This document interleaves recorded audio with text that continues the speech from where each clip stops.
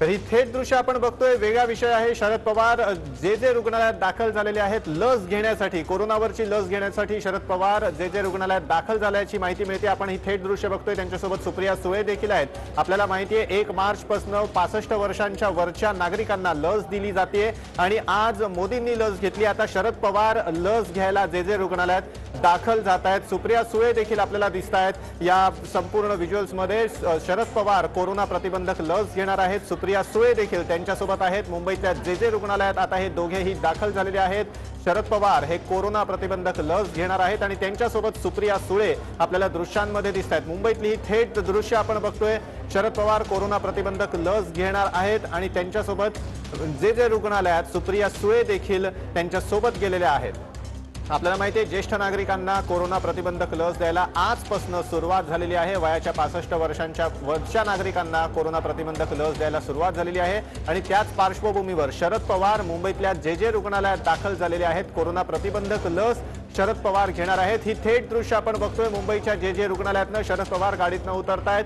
Corona प्रतिबंधक लस घेण्यासाठी शरद पवार हे दाखल होणार आहेत। आपण बघतोय नुकताच शरद पवारांचं जे रुग्णालयात आगमन झालेलं आहे लस घेण्यासाठी। शरद पवार जे रुग्णालयात दाखल झालेले आहेत आणि त्यांच्या सोबत सुप्रिया सुळे देखील सोबतीला आलेले आहेत। त्यांच्यासोबत जेजेचे डीन ताताराव लहाने देखील आपल्याला दिसत आहेत। राष्ट्रवादीचे अध्यक्ष शरद पवार हे कोरोना लस घेण्यासाठी दाखल झालेले आहेत। त्यांच्यासोबत जे रुग्णालयाचे डीन ताताराव लहाने देखील आहेत। आपण दृश्यांमध्ये बघू शकतोय शरद पवार हे नुकतेच जे रुग्णालयात दाखल झालेले आहेत। सुप्रिया सुळे देखील त्यांच्यासोबत आहेत। शरद पवार कोरोना प्रतिबंधक लस घेणार आहेत। जे रुग्णालयात कोरोना प्रतिबंधक लस घेण्यासाठी शरद पवार दाखल झालेले आहेत। लस घेण्यासाठी शरद पवार जे रुग्णालयात दाखल झालेले आहेत। जे रुग्णालयातनं ही थेट दृश्य आपण बघतोय, राष्ट्रवादीचे अध्यक्ष शरद पवार कोरोना लस घेण्यासाठी जे रुग्णालयात दाखल झालेत। विनायक डावरुंग आपले प्रतिनिधी आता आपल्या सोबत जोडले गेलेले आहेत। विनायक, शरद पवार जे रुग्णालयात लस घेण्यासाठी दाखल झालेत, काय अधिक अपडेट? अनिकेत, आपण जर पाहिलं तर आज तिसरा लसीकरणाचा सुरू झालेला आहे। ज्येष्ठ नागरिकांसाठी आजपासून लस जी आहे ती देशभरात दिली जाते। सकाळी आपण जर पाहिलं तर देशाचे पंतप्रधान नरेंद्र मोदी यांनी सुद्धा कोरोनाची लस जी आहे ती घेतलेली पाहायला मिळाली। आता स्वतः राष्ट्रवादीचे अध्यक्ष शरद पवार हे जे रुग्णालयात पोहोचलेले आहेत। जे रुग्णालयात त्यांना ते कोरोनाची लस जी आहे ती घेणार आहेत। सुरुवातीला आपण जर पाहिलं तर त्यांना रुटीन चेकअप जे आहे त्यांचं केलं जाईल। डीन केबिन आहे, या डीन केबिन मध्ये त्यांना नेण्यात आलेलं आहे। त्या ठिकाणी त्यांचं रुटीन चेकअप होईल। हे चेकअप झाल्यानंतर त्यांना कोरोनाची लस टोचता येईल का हे सगळं तपासलं जाईल आणि त्यानंतरच ती लस जी आहे ती देण्यात येणार आहे। कारण आपण जर पाहिलं तर आज तिसऱ्या टप्प्यात सगळीकडे देशभरात लसीकरण सुरू आहे। सकाळी मोदींनी लस घेऊन सगळ्यांना आव्हान केलं आहे आणि आता स्वतः राष्ट्रवादीचे अध्यक्ष सर्वेसर्वा शरद पवार जे आहेत ते जे रुग्णालयात आले आहेत आणि कोरोनाची लस जी आहे थोड्याच वेळात घेणार आहेत। विनायक, तात्याराव लहाने स्वतः जातीनं या ठिकाणी उपस्थित आहेत आणि बरोबर आहे, तात्याराव लहाने जे आहेत ते स्वतः उपस्थित आहेत।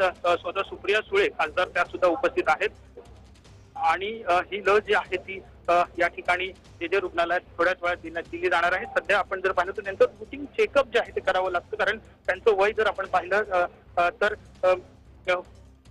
वयानुसार त्यांचं चेकअप होणं गरजेचं आहे आणि त्यासाठी हे चेकअप सध्या या ठिकाणी केलं जाईल आणि त्यानंतरच ही लस जी आहे ती दिली जाणार आहे। विनायक, किती वेळ लागेल या संपूर्ण प्रक्रियेला?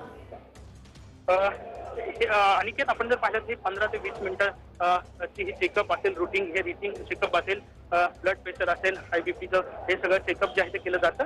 हे चेकअप केल्यानंतरच त्यांना ही लस जी आहे ती टोचली जाता येईल का हे पाहिलं जाईल आणि त्यानंतरच ही कोरोनाची लस जी आहे ती दिली जाईल।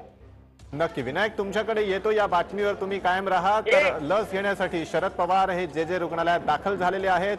कोरोना प्रतिबंधक लस घेण्यासाठी शरद पवार जे रुग्णालयात दाखल झालेले आहेत। थोड्याच वेळात शरद पवार लस घेणार आहेत। त्यापूर्वी त्यांची एक रुटीन चेकअप होणार आहे आणि हे रुटीन चेकअप झाल्यानंतर शरद पवार जे रुग्णालयात लस घेणार आहेत त्यांच्यासोबत त्यांचे जावई सदानंद सुळे देखील आहेत। सुप्रिया सुळे देखील आता त्यांच्यासोबत आहेत। स्वतः तात्याराव लहाने हे जातीनं या ठिकाणी उपस्थित आहेत। लस घेण्यासाठी शरद पवार जे रुग्णालयात दाखल झालेले आहेत। राष्ट्रवादीचे अध्यक्ष शरद पवार कोरोना प्रतिबंधक लस घेणार आहेत। पवार हे लस घेणारे राज्यातले पहिलेच मोठे नेते आहेत हे या ठिकाणी नमूद करावं असं वाटतं। शरद पवार कोरोना प्रतिबंधक लस घेणार आहेत।